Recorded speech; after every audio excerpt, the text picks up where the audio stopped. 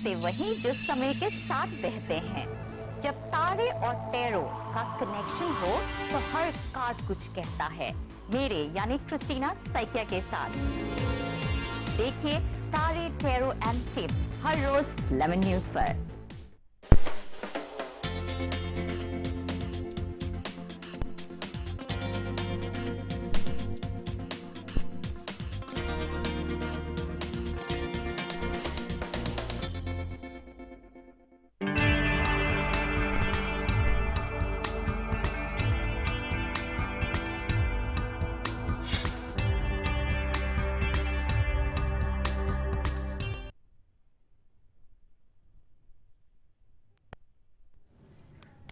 नमस्कार, मैं हूं प्रशांत आंग्रे और हमारे साथ इस वक्त शो में मौजूद है परम आदरणीय माननीय पंडित कुलदीप शर्मा जी। सर नमस्कार।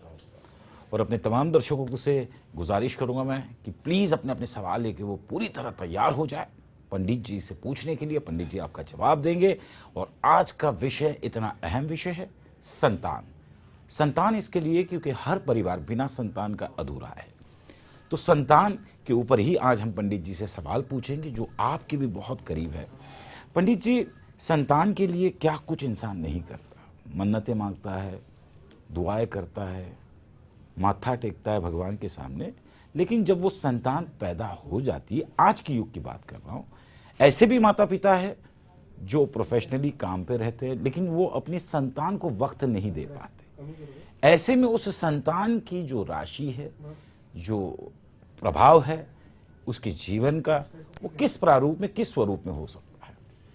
देखिए, संतान जो है पत्रिका के अनुसार पंचम भाव से देखी जाती है जी। पांचवा घर है वह संतान का होता है। संतान को प्राप्त होते ही माता पिता के पूर्ण हो जाने का एक ये होता है कि भाई संतान हो गई तो अब आप, यह परिवार पूर्ण हो गया। अब संतान आगे जाकर लायक बनेगी या नालायक बनेगी, नाम रोशन करेगी या नाम बदनाम करेगी। जब बच्चे का जन्म होता है उसी समय यह ग्रहों के द्वारा निर्धारित हो जाता है कि ग्रह की स्थितियां क्या है। सूर्य संतान को किस ओर लेके जाएगा, चंद्रमा किस ओर लेके जाएगा। सभी ग्रहों का एक अपना अपना प्रभाव होता है। जन्म के समय ही संतान के लिए वह चीज लिख दी जाती है। कहते हैं जैसा बोओगे वैसा ही काटने को मिलेगा। संतान जो है वह आपका फल है। अब आप अपने ही कर्मों को संतान के द्वारा सुख या दुख के रूप में पाएंगे। जैसे जैसे ग्रहों की चाल आगे बढ़ेगी, जैसे जैसे बच्चा समझदार होता चला जाएगा, वैसे वैसे ही ग्रहों का प्रभाव संतान पर आना आरंभ हो जाता है। बिल्कुल पंडित जी, लेकिन इस वक्त हमारे साथ फोन कॉल्स पर जुड़ रहे हैं सलमान जी, जो कि चर्च गेट से इस वक्त हमारे साथ जुड़ रहे हैं फोन लाइन पर। सलमान जी, आप अपने लिए प्रश्न पूछना चाहते हैं या अपने परिजनों के लिए? अपने लिए पूछना चाहता हूँ। जरा प्लीज एक बार फिर से दोहराएंगे। अपने लिए पूछना चाहता हूँ। खुद के लिए जी। सबसे पहले आप अपनी जन्म तारीख बताएं प्लीज। हाँ, 1/5/1992। प्लीज जरा दोबारा दोहराएंगे। 1/5/1992। जरा आराम से आप तारीख हिंदी में बोलिए प्लीज। हाँ, 1/5/1992 जी। 1/5/1992 जी। 6:45 शाम के। 6:35 शाम के वक्त। और जन्मस्थल क्या है आपका sir? Churchgate. Churchgate है। हाँ जी सर, आप अपने सवाल जो है पंडित जी से बेशक बेझिझक आप अपने सवाल को पूछ सकते हैं। पंडित जी आपके सवाल को सुन रहे हैं, पूछिए। हाँ, पंडित जी, मुझे ना एक्टिंग फील्ड में जाओ या फिर पॉलिटिशियन फील्ड में जाओ, क्योंकि मेरे को दोनों में इंटरेस्ट है। सबसे ज्यादा पॉलिटिशियन में, तो मैं कौन सी फील्ड मेरे लिए बेटर रहेगी, या फिर एक्टिंग के लिए? सलमान जी, आपका शुक्रवार के दिन जन्म हुआ है 1/5/1992 और आपका प्रश्न है कि मैं एक्टिंग लाइन में जाऊं, कला की दुनिया में जाऊं या फिर राजनीति में जाऊं। तो मैं आपको ये कहना चाहूंगा कि कला की दुनिया का योग दिखाई तो दे रहा है, लेकिन पूर्ण रूप से आपका वर्चस्व कला की दुनिया में नहीं हो पाएगा। अगर आप चाहते हैं कि बहुत अच्छा नाम कमाएं, साथ साथ में नाम के साथ में धन भी कमाएं और अपने माता पिता का नाम रोशन करें, तो आप राजनीति क्षेत्र में जाइए। राजनीति क्षेत्र जो है आपका इंतजार कर रहा है। अभी 2014 के अंतिम चरण से आप पर जो दशा आने वाली है, यह दशा आपको और उन्नति की ओर लेके जाएगी। आप एक अच्छा सा नीलम धारण कर लीजिए। अगर आप नीलम धारण करते हैं तो राजनीति क्षेत्र आपके लिए और प्रबल होकर के उन्नति की ओर चले जाएंगे और कला की दुनिया जो है वह थोड़ी सी आपकी कमजोर रहने वाली है। बहुत बहुत शुक्रिया सलमान जी, जो पंडित जी ने आपको कहा है, नीलम पहनने की जो सलाह दी है, आप उसके ऊपर अमल करें, आपका जीवन अच्छा, सुखमय और उज्जवल होगा। बहुत बहुत शुक्रिया इस फोन कॉल के लिए। तो पंडित जी, सवाल ये था कि हम संतान से मुतल्लिक आपसे पूछ रहे थे कि संतान का जन्म होना, माता पिता का संतान को वक्त न दे पाना और फिर संतान को या तो फिर नानी या नाना या दादा या दादी ये संभालते या मेट संभालते, तो उस संतान पे माता पिता का जो ग्रह राशि योग होता है वो कितना प्रभावशाली होता है अपनी संतान पर? देखिए, चौथा घर होता है माँ का और 9वां घर होता है पिता का। जी। शास्त्रों के अनुसार 9 ग्रहों में सूर्य को पिता कहा गया है और सूर्य के पुत्र हैं शनि। अब देखिए, शनि और सूर्य में आपस में तालमेल नहीं है। अब जब तालमेल नहीं है और ऐसे बच्चों की पत्रिका में शनि सूर्य एक साथ बैठे हों, आपस में दृष्टियां समसप्तक दृष्टि बनी हुई हो, या संतान भाव का स्वामी पीड़ित हो, तो इससे क्या होगा? वह संतान सुखों से वंचित रहेगा, पिता के सुखों से। पिता जाना चाहेंगे पूरब दिशा में तो बच्चा पश्चिम दिशा में जाना चाहेगा। दोनों के आचार विचार नहीं मिलना।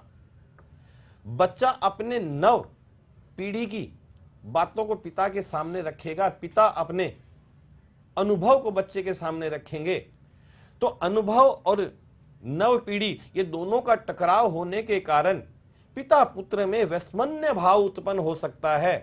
और जब ये वैषम्य भाव उत्पन्न होता है तो पिता अपने बच्चों के प्रति करना अच्छा चाहते हैं, लेकिन बच्चे के मन में हमेशा ये मन में बनी रहती है कि पिता मेरी भावनाओं को नहीं समझते, पिता मुझे समझ नहीं पा रहे हैं, पिता के साथ में मैं बहुत अच्छा, मुझे धरती पर बुला करके मेरे पिता ने अपने पिता की जिम्मेवारी नहीं निभाई।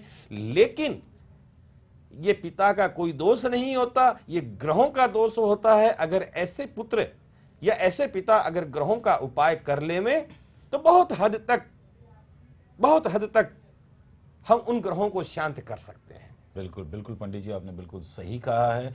और इस वक्त हमारे फोन आ रहे हैं, ये फोन कॉल्स आ रहे हैं दिल्ली से वसुधा हमारे साथ फोन लाइन पे पंडित जी इस वक्त जुड़ी हुई है। वसुधा जी, ये आप अपने लिए प्रश्न पूछना चाहते हैं या परिजन के लिए? अपने लिए पूछना चाहती हूँ। व्यक्तिगत खुद के लिए पूछना चाहती है जी। आप अपनी जन्म तारीख बताएं प्लीज। मुझे ये पूछना है कि मेरा आगे वसुधा जी, आप अपनी जन्म तारीख बताएं पहले। मेरा डेट ऑफ बर्थ है 13 अक्टूबर 1995। 13 अक्टूबर 1995। मेरा जन्म हुआ है रात को 9:25 पर और दिल्ली में मैं पैदा हुई हूँ। मेरा जन्म स्थान है दिल्ली में। ठीक। तो एक बार फिर मैं आपको रिपीट करूं, 13 अक्टूबर 1995 को आपका जन्म हुआ है, 9:25 पर रात के वक्त, और दिल्ली में ही आपका जन्म हुआ है। आप बेहिचक अपने सवाल को पूछ सकती है। पंडित जी आपके सवाल को सुन रहे हैं, प्लीज पूछे। जी, मेरा सवाल है कि आगे चल के मेरा किस फील्ड में सबसे ज्यादा नाम होने वाला है और मेरे को पति प्यार करने वाला मिलेगा या नहीं मिलेगा? मतलब कैसा होगा, लव मैरिज होगी, अरेंज मैरिज होगी, क्या होगा? और सबसे ज्यादा किस फील्ड में मेरा नाम होगा आगे चल के? क्योंकि मेरा एक्टिंग में बहुत इंटरेस्ट है, तो इस फील्ड में मैं नाम कमा सकती हूँ या नहीं? जी, मैं आपको बताना चाहूंगा कि आपकी पत्रिका वृषभ लग्न और वृषभ राशि की आई है। आपकी पत्रिका में पंच महापुरुष योगों में से 2 योग तो एक बने हुए हैं, साथ साथ में गज केसरी योग बना हुआ है। ऐसी जो पत्रिकाओं के जो बच्चे होते हैं वह अपने जीवन में इतना नाम करते हैं कि उनके जाने के बाद में भी 7 पीढ़ियों तक उनका नाम चलता है। आपकी पत्रिका में उच्च के चंद्रमा लग्न में स्थित है, लग्न वृषभ और मंगल गुरु दोनों की दृष्टि चंद्रमा पर, तो ये मानिए कि आपकी जो कुंडली है ये बहुत बलशाली है। ऐसी पत्रिकाएं राजा महाराजाओं के घर में जन्मे हुए बच्चों की होती है। इस तरीके का आपकी कुंडली का योग बना हुआ है। आप अपने भविष्य को लेकर बिल्कुल चिंतित ना हो, आपका भविष्य उज्जवल रहेगा। आपकी पत्रिका के अनुसार शशक योग जो है, यह योग अच्छे कारोबारी परिवार में आपका शादी होगी। आपकी जो शादी होगी, पति जो मिलेंगे वो बहुत सुंदर मिलेंगे, बहुत शिक्षित पढ़े लिखे मिलेंगे, उच्च के बुद्ध भी बैठे हुए, मतलब ये मानिए कि इतने ग्रह उच्च के बैठे हैं, स्वग्रही बैठे हैं। तो मैं तो ये कहना चाहूंगा कि आप चक्रवर्ती राजा का सा योग लेकर के पैदा हुई हैं। बस अच्छे कर्म करते रहिए और एक अच्छा सा पन्ना धारण कर लीजिए। भगवान ने चाहा तो ज्ञान के साथ साथ में आपका जीवन और उज्ज्वलता की तरफ चला जाएगा। चलिए वसुधा जी, बहुत बहुत शुक्रिया आप फ़ोन कॉल करने के लिए, अपने सवाल पूछने के लिए। पंडित जी, जिस प्रकार से हम चर्चा कर रहे थे संतान को लेके, बात आधे में थी, आपने पिता की बात की, लेकिन यहाँ पे माता के राशि का भी प्रभाव अपनी बच्चों के ऊपर कितना प्रभावित होता है? देखिए, माता का घर है चौथा जी, चौथा घर कहा गया है माँ का, जमीन का, घर के सुखों का, जो कहते हैं सुख, सुख माँ के आंचल में मिलता है। व्यक्ति सुबह से लेकर शाम तक कार्य करने के लिए या बिजनेस करने के लिए घर से बाहर जाता है। जब वह घर आता है तो घर की चार दीवारी के अंदर आकर उसे बड़ा सुकून मिलता है और वह बड़ी राहत की सांस लेता है, यानी घर भी सुख कहते हैं। और माँ के आंचल में, माँ के पास बैठ करके बच्चे को बड़ा सुकून मिलता है। चौथा घर है ये। अब चौथे घर का स्वामी नीच का हो, चौथे घर का स्वामी संतान की कुंडली में शत्रु के घर में चला गया हो, चौथे घर का स्वामी दुखों में हो, तो क्या होगा? कहीं ना कहीं मां के साथ विचारों का तालमेल नहीं बैठना। मंगल और चंद्रमा, मंगल अग्नि है, चंद्रमा मां का कारक है, शीतलता है। तो शीतलता और अग्नि दोनों साथ बैठ जाएं तो मां के साथ तालमेल बैठना मुश्किल हो जाता है। ऐसे में माता अपने बच्चे के प्रति कम रुचि होते हुए वह अपने काम करने वाली बाई को या दादी को या दादा को लालन पोषण करने के लिए आगे कर देती हैं और स्वयं अपने घर के कार्यों में या फिर सर्विस वगैरह में अपना समय व्यतीत करती हैं। ऐसे बच्चे अपनी मां के सुखों से वंचित रहते हैं। और अगर 2-3 बच्चे हो जाएं, मान लीजिए उसी मां के 2 बच्चे और हैं, तो क्या होगा? जो बच्चा मां के सुखों से वंचित है, जो पीड़ित है ग्रहों से, वह सदा ही मां के सुखों के लिए तरसता रहता है। या तो माता का स्वास्थ्य इतना खराब चलता है कि वह सदा मां को लेकर के अस्पतालों के चक्कर लगाना या मां की स्नेह भरी दृष्टि से वंचित हो जाना, ये ग्रह करवाते हैं। मां कोई नहीं चाहती अपने बच्चे को ना चाहे, लेकिन जब ग्रहों की कुदृष्टि कुचाल बन जाए तो कहीं ना कहीं कहते हैं उसमें तो परमात्मा भी माता के प्रकोप के शिकार हुए हैं। श्री रामचंद्र जी जो है मां केकई के कहने पर वनवास तक काटा है। तो मां कभी कभी कुमां जैसा रोल बना देती है अगर ग्रहों की चाल हो अगर खराब तो। बिल्कुल। यहाँ पर इस वक्त हमारे साथ पंडित जी फोन लाइन पर आकाश जुड़े हुए हैं, ये बेंगलोर से हमें फोन कर रहे हैं। आकाश जी, क्या आप तक आवाज पहुंच रही है हमारी? जी आकाश जी, आप अपने लिए सवाल पूछना चाहते हैं या परिजन के लिए? अपने लिए। जी, आप अपनी जन्म तारीख बताएं please. 2 June 1987। 2 June 1987। 1987। 1:20 AM। 1:20 AM। और जन्म स्थान पटना। जन्म पटना? जी, बिहार। जी, पटना बिहार। जी, आपकी जन्म तारीख आपने बताई 2 जून 1987, 1:20 पर आपका जन्म हुआ है सुबह। बिहार के पटना में आपका जन्म हुआ है। ठीक है आकाश जी, आप अपने सवाल को पंडित जी से प्लीज पूछें। जी पंडित जी, मुझे ये पूछनी है कि मेरी शादी कब तक होगी और शादीशुदा जिंदगी कैसी रहेगी, और लव मैरिज होगी या अरेंज मैरिज, और फ्यूचर कैसा रहेगा? आपकी शादी कब तक होगी, लव मैरिज होगी या अरेंज मैरिज होगी, और आपका फ्यूचर कैसा है? तो मैं कहना चाहूँगा आपकी शादी के अनुसार जो योग बना हुआ है तो लव मैरिज के योग कम नजर आ रहे हैं। अगर आप लव मैरिज करते हैं तो कहीं ना कहीं आगे जाकर के समस्या आ जाएगी। बुध मंगल 5वें घर में है, मंगल अग्नि राशि है। आपने अगर लव मैरिज कर लिया तो कुछ समय बाद में ही तनाव बनेगा। तनाव बनने के बाद में वह विछोह की स्थिति में चला जाएगा और परिवार फिर साथ नहीं देगा। अगर आप परिवार की सहमति के साथ शादी करते हैं तो परिवार का भी सहयोग बना रहेगा, आपसी तालमेल भी अच्छा रहेगा और आपका जीवन सुखद पूर्वक आपका दाम्पत्य जीवन बीतेगा। आपका भविष्य कैसा रहने वाला है? तो आपका भविष्य बहुत ज्यादा अच्छा रहने वाला है, लेकिन शनि और सूर्य की आपस में समसप्तक दृष्टि के कारण पिता के साथ मधुर संबंध रखें, पिता के स्वास्थ्य का विशेष ख्याल रखें। पिता के स्वास्थ्य यहाँ पर कमजोर नजर आ रहा है। साथ साथ में माता के भी पैरों की तकलीफ, माता को हड्डियों की तकलीफ के योग नजर आ रहे हैं। कोशिश करें सूर्य को बराबर अर्घ देवें, सूर्य को अर्घ देवें और सूर्य की आराधना करें। साथ साथ में एक बहुत अच्छा सा ओपल 6 कैरेट का 7 कैरेट का आप धारण करें, जिससे आपका जीवन और सुखद पूर्वक होते हुए आप अपने जीवन को अच्छे से जिएं। चलिए आकाश जी, बहुत बहुत शुक्रिया आपका फ़ोन कॉल करने के लिए, अपने सवाल पूछने के लिए।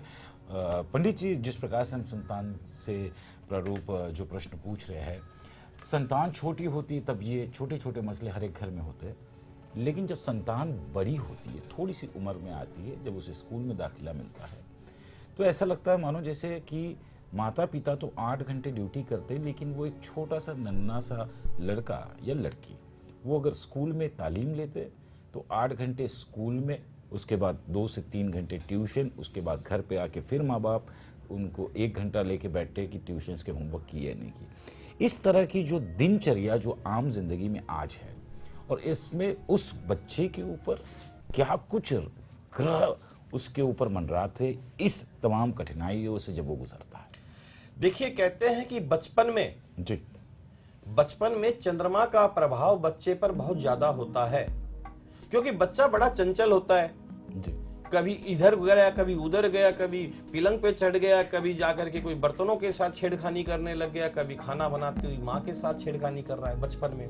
तो वह इतना चंचल क्यों? क्योंकि चंद्रमा का बड़ा ही प्रभाव होता है और माँ और पूरा परिवार उसे स्नेह वही दृष्टि से, ममता वही दृष्टि से देखते हैं। लेकिन जैसे ही वह बड़ा होता है तो चंद्रमा के साथ बुध लग जाते हैं। बुध ज्ञान देने के लिए, अग्रिम बुद्धि देने के लिए चंद्र और बुध का योग बनता है और वह विद्यालय पहुंचता है। विद्यालय पर प्रभाव होता है बृहस्पति का। अब वहां पर बच्चा पहुंचा तो पहुंचते ही बच्चे ने ज्ञान आरंभ कर लिया। अब ज्ञान आरंभ करेगा तो बृहस्पति का ज्ञान है और बुध का लालच है कि मेरा बच्चा बहुत पढ़े, क्योंकि बुध का लालच इसलिए आएगा कि कहते हैं बुध को महाजन की गद्दी, मेरा बेटा बहुत अच्छा पढ़ेगा तो बहुत अच्छे बिजनेस कर पाएगा या बहुत अच्छी सर्विस कर पाएगा, विदेशों में जाएगा। हर माता पिता का ये सपना होता है। उन्हें ये नहीं ध्यान होता है कि ये बच्चा इतनी किताबें उठा पाएंगे या नहीं उठा पाएंगे, बच्चे अच्छे से पढ़ पाएंगे कि नहीं। सुबह उठते ही चलो बेटा उठो, उठते ही बच्चे को लगा दिया पढ़ाने के लिए। अब पढ़ाने के बाद में बच्चे को फिर बोले चलो अब स्कूल जाओ, अब उसको झोला टांग दिया। अब उसको झोला टांगने के बाद में वो जैसे जैसे करके स्कूल से आता है, सोचता थोड़ी बहुत देर घर पे माता पिता के साथ रहूंगा, टीवी देखूंगा। तो बस माता पिता ने कहा हो गया आपका खाना पीना, चलो आप ट्यूशन के लिए चले जाओ। अब एक तरीके से मशीनी जो जीवन बना दिया है बच्चे का, वह आज के भागदौड़ भरी दुनिया में जो स्वार्थ जिसे हम बोलते हैं कि हम अपने स्वार्थ के लिए बच्चे पर वजन पे वजन डाले जा रहे हैं। अन्यथा पढ़ाई का जो समय है 4 घंटे या 6 घंटे जो स्कूल में व्यतीत किया जाता है वह पढ़ाई का समय होता है। बाकी बच्चे को आजादी चाहिए होती है, लेकिन हम उसके मस्तिष्क को पकड़ लेते हैं। मस्तिष्क हो गया चंद्रमा, वो सब कुछ भूल जाता है। या तो आएगा, आते ही सीधा का सीधा बैठा बैठा खाना खाया, या तो टीवी पे लगा दिया, थोड़ी बहुत देर इंटरनेट पे लगा दिया और फिर चलो फिर दोबारा से। वो भूल गया है कि कौन से खेल होते हैं जो हम लोग बचपन में खेला करते थे। आज गिल्ली डंडा बोलते हैं, जो हम लोग पहले बहुत से छोटे छोटे से खेल थे, तो वो क्यों नहीं खेल पाते? क्यों ऐसे बच्चे जो हैं वो किताबों के वजन के नीचे दबे रहते हैं? उसके पीछे कारण होता है चंद्रमा का, बुध का। तो अगर बुध चंद्रमा जिनके बहुत ज्यादा मजबूत होते हैं, ऐसे बच्चे बड़े इंटेलिजेंट होते हुए अपने परिवार का, अपने समाज का और अपने स्कूल का नाम रोशन करते हैं, लेकिन बहुत से बच्चों का चंद्रमा इतना कमजोर होता है कि वो बड़े मायूस हो जाते हैं और हताश होते हुए उनको मानसिक विकृतियां पकड़नी शुरू कर देती है। और जब मानसिक विकृतियां पकड़नी शुरू कर दे तो वह बच्चा इतना डिप्रेशन में चला जाता है कि आत्महत्या तक के विचार मन में आ जाते हैं ऐसे बच्चों के। तो मैं तो यही कहना चाहूंगा, अगर जिनके बच्चे कमजोर हो, मानसिक विकृतियों से चल रहे हो, तो ऐसी माता पिता अपने बच्चे की पत्रिका का अध्ययन करवा करके ये चीज नोट करें कि उसका कहीं चंद्रमा तो पीड़ित नहीं हो गया है, कहीं मेरा बच्चा भावनाओं में जाकर के कहीं आत्मघाती विचार तो नहीं बना लेगा। तो ये तो माता पिता को संकेत मिल जाते हैं। लेकिन अगर जो माता पिता नहीं जागते और समय रहते नहीं जागने के कारण उनको आगे जाकर के बुरे परिणाम भी भुगतने पड़ते हैं। और पंडित जी, ऐसे माता पिताओं का क्या, आपने बहुत ही अच्छी बात यहाँ पर कही है, उन माता पिताओं का क्या कि जो बच्चों के ऊपर प्रेशर लाते हैं, खास करके आज के युग की बात कर रहा हूं मैं, जहां पर अगर पड़ोसी का लड़का अगर वो 95% अगर मार्क्स लेके आ रहा है तो आप उससे ज्यादा लेके आओ। ये जो होड़ लगी है आज माता पिता, यानी हम ही माता पिता होने के नाते बच्चे के दिमाग में कंपटीशन का जो जहर है ये आज खुद माता पिता उस बच्चे में धार रहे। तो इस तरह का जो ये पूरा योग आता है, ये कितना घातक है आने वाले दिनों में? ये बहुत घातक होगा। अभी मैंने यही समझाया है कि आज एक ही कॉलोनी में या एक ही परिवार में 2 बच्चे होते हैं। एक बच्चे का चंद्रमा बहुत बढ़िया मजबूत है, विद्या क्षेत्र का स्वामी उच्च का होकर के बैठा है, खूब अच्छी विद्या लिखी है, तो वह बच्चा एक बार पढ़ाई करता है, पढ़ाई करते ही उसके दिमाग में सारी बातें फिट हो जाती हैं कंप्यूटर की तरह। जैसे कि अभी कौटिल्य जो बच्चा है, उस बच्चे को इतना ज्ञान आ चुका है 6 वर्ष की 5 वर्ष की आयु में ही कि वह बच्चा हर जगह की बातों को एकदम कंप्यूटर की तरह वह बताए जा रहा है। अब एक बच्चा है, उसे बेचारे को सुबह से लेकर के शाम तक हम क ख ग घ या ABCD सिखा रहे हैं, अब बेचारे के दिमाग में नहीं जा रहा है, तो उस बच्चे का कोई दोस्त थोड़ी ना होता है। तो अब उसकी माता पिता उसको थप्पड़ मारती हैं, तू सीखता नहीं है, तेरा पढ़ाई में ध्यान नहीं है, तेरा खेलने में ध्यान है। ये गलत है। पहचाने, हर बच्चों में एक विशेषता होती है। हो सकता है कि आपके बच्चे में पढ़ाई की बजाय कोई और विशेषता हो सकता है कि आपके बच्चे की कुंडली में ग्रहों का कुप्रभाव बना हो, पढ़ाई का योग ही बिल्कुल टूटा हुआ हो। अब जब पढ़ाई का योग बिल्कुल ही शत्रु घर में चला गया हो या पीड़ित हो, तो वो बच्चा पढ़ेगा कैसे? वो बच्चा पढ़ेगा नहीं और माता पिता उसका प्रेशर बनाते रहेंगे। अब वो माता पिता तो चाहते हैं कि भैया मैं कलेक्टर हूं तो मेरा बेटा जज तो बन ही जाए। हर कोई चाहता है ना कि मैं अगर कलेक्टर बन गया हूं तो जज बन जाए। बात परिवार में जो भी अगर उच्च अधिकारी होता है, कोई डॉक्टर होता है, कोई टीचर होता है, तो घर के परिवार वाले कहते हैं बेटा बड़ा होके क्या करेगा, तेरा बाप तो डॉक्टर है। तो बच्चा कहता है भैया मैं भी अब जो भी मेरे होगा मैं भी बन जाऊंगा डॉक्टर। अब वो डॉक्टर जो है वो अपने बच्चे के लिए यही तो सोचते हैं ना कि मेरा बच्चा भी पढ़ लिख करके उच्च डॉक्टर बने या उच्च अधिकारी बने। लेकिन उस बच्चे की कुंडली में अगर पढ़ाई का योग नहीं है तो फिर वो बच्चा क्या करेगा? यहां घर में परिवार में उसके साथ उम्मीदें बांधी जा रही हैं और बच्चे की कुंडली में योग है, कुयोग बने हुए हैं, तो वो बच्चा गलत संगत पकड़ेगा और गलत संगत पकड़ के फिर घर पे उसको टॉर्चर किया जाएगा, तो वह गलत संगत में गलत लोगों के हाथों में चला जाएगा, नशे का आदी हो जाएगा। नशे के आदि के साथ साथ में उसको गलत ऐसी लाइनें मिलेगी जो आकर के उसका भविष्य जो है वह एक तरीके से दागदार बन जाएगा। तो मैं ऐसे माता पिता को कहना चाहूंगा कि बच्चा पढ़े या नहीं पढ़े, पहले बच्चे को समझें और बच्चे को समझने के बाद उससे प्यार से पुश करें, न कि प्रेशर से। अगर प्रेशर से आप बच्चे को आगे बढ़ाने की कोशिश करेंगे तो इससे क्या होगा? बच्चा आगे नहीं बढ़ पाएगा, क्योंकि उसकी कुंडली में अगर कोई ग्रह इतने पीड़ित हो तो उन ग्रहों का उपाय करें, साथ साथ में उसे शिक्षा देवें और बाद में बच्चे को आगे बढ़ाने के लिए कोई उपाय करते रहें, तो शायद हो सकता है बच्चा उन्नति कर जाए। बिल्कुल बिल्कुल। और पंडित जी मैं ये भी यहाँ पे जानने की कोशिश करूँगा, आज के आपाधापी की जो जिंदगी है, हम जिसे फास्ट लाइफ कहते हैं, 21वीं सदी में जी रहे हैं, ऐसे में ऐसे तनावपूर्ण परिवार, ऐसे तनाव भरे विचारों में जो आज आम इंसान जीवन व्यतीत कर रहा है, एक युवा व्यतीत कर रहा है, शिक्षित होने के बाद भी उसे रोजगार नहीं मिल पा रहा है, नौकरियां नहीं मिल पा रही है, ऐसे युवाओं के लिए उनके क्या ग्रह होते हैं, क्या राशि का उनके ऊपर प्रकोप होता है, सब चीज होने के बाद भी कुछ नहीं है उनके पास, ऐसा क्यों? देखिए 2 प्रकार से हैं। आज कर्म अगर आप करते हो तो उसका फल जरूर मिलता है, ये बात हो ही नहीं सकती। अगर आपने पढ़ाई करी है और पढ़ाई करने के बाद मान लीजिए आपने डिग्रियों में भी उच्च डिग्रियां ले ली और अब आप सर्विस के लिए कोशिश कर रहे हैं। अब सर्विस के लिए आप कोशिश कर रहे हैं तो आपने उच्च डिग्री ले ली तो आप चाहेंगे मुझे तो 50,000 रुपए वाली नौकरी मिले। 10,000 वाली नौकरी मिलती है वह आप अपना नहीं रहे हैं, 50,000 वाली मिल नहीं रही है क्योंकि भागदौड़ भरी दुनिया है। अब वह 10,000 वाली नौकरी नहीं मतलब 50,000 वाली नहीं मिलने के कारण उसने 10,000 वाली अपना ही नहीं, तो उससे क्या होगा?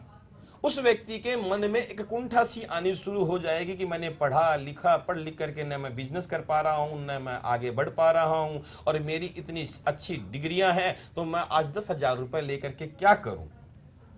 फिर उसके मन में ऐसे विचार आएंगे कि वह एक शॉर्टकट रास्ता अपनाए, फिर जुर्म के रास्ते अपनाना शुरू कर देती है आज की जो नवयुग पीढ़ी है। तो मैं यही कहना चाहूंगा कि अगर हमारे पास पूरी रोटी नहीं है, आधी रोटी है, तो आधी रोटी से भी संतुष्ट होना सीखें। आधी रोटी खा करके हम कम से कम पानी पी करके चैन से रह तो सकते हैं। आप आधी खा नहीं रहे हैं, पूरी आपको मिल नहीं रही है, समय ऐसा आएगा आधी भी चली जाएगी, पूरी हाथ नहीं आएगी, तो आप रह जाएंगे अपना भविष्य अंधकार में। तो मैं कहना चाहूंगा ऐसे व्यक्तियों को, बच्चों को, कि अगर जो कार्य व्यवसाय से पीड़ित हैं, नौकरी से पीड़ित हैं, आज के जो युवा पीढ़ी है, तो जिनको जो नौकरी मिले एक बार वह अपना लेवें और फिर धीरे धीरे आगे की ओर अग्रसर रहें, कोई और अच्छी नौकरी ढूंढते रहें। ये नहीं है कि मन का एक ईगो बना लिया कि भाई मैं तो इसी नौकरी पे रहने वाला, मतलब मुझे तो बड़ी नौकरी मिलेगी तो ही मैं नौकरी पे जाऊंगा। ये मूर्खता की बात होगी। जो मिले उसी में संतोष करें और अपनी पत्रिका दिखा करके और अपना उपाय करके अपने आप को मजबूत करें, ग्रहों की स्थिति को मजबूत कर लें। चलिए पंडित जी, बहुत ही अच्छी बात है आपने यहाँ पे कही है, लोगों को अच्छी सीख दी है, अच्छी समझ दी है यहाँ पर आपने। लेकिन एक बात ज़रूर है, हम अपने तमाम दर्शकों को ये कहना चाहते हैं कि आज की इस आपाधापी जीवन में जिस प्रकार से लोगों का जीवन कहीं ना कहीं थोड़ा सा एक प्रभावशाली हुआ है, ऐसे लोग जिन्हें संतानों से मुश्किलें हैं, प्रॉब्लम्स है, या माता पिता दोनों सर्विस करते हैं, बच्चों के ऊपर ध्यान नहीं दे पाते, मेट्स के ऊपर या फिर नाना नानी दादा दादी के ऊपर डिपेंडेंट है, स्कूल में जिस प्रकार से तान तनाव, बच्चों को प्रेशराइज करना, ये आपकी और मेरे घर की हम आम जिंदगी की ये दिनचर्या है। और यदि अगर आप अपने संतानों का भविष्य उज्जवल करना चाहते हैं तो प्लीज़ पंडित कुलदीप शर्मा जी से आप संपर्क करें। उनका फ़ोन नंबर हम लगातार फ्लैश कर रहे हैं। आपके बच्चों की राशि कैसी होनी चाहिए, कितनी दूषित होनी चाहिए, यदि अगर वो प्रभावित है तो उसके उपाय क्या है, वो तमाम उपाय, तमाम सुझाव आपको अगर कोई दे सकते हैं तो वो है पंडित कुलदीप शर्मा जी। पंडित जी बहुत बहुत धन्यवाद, शुक्रिया। और प्लीज़ आप संपर्क करें पंडित जी से अपने तमाम सवालों के लिए, वो आपके लिए हाजिर है अपने जवाबों के साथ में। तो फिलहाल ग्रह राशि योग में बस इतना ही, हमें दे अनुमति। नमस्कार।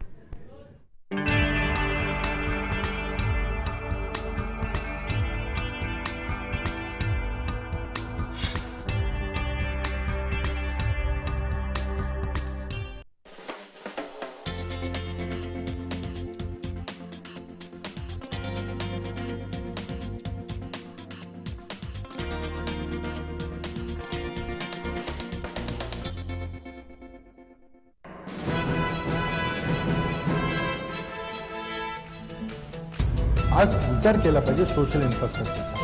उत्तम शिक्षण दिलं की माणसं तयार होतात. आता वेळ आलेली आहे, हातामध्ये भगवा घेऊन पाऊल पुढे टाकायचं. 100 दिवसात महागाई कमी करू म्हणून केंद्राचं सरकार सत्तेवर आलं, केली महागाई कमी.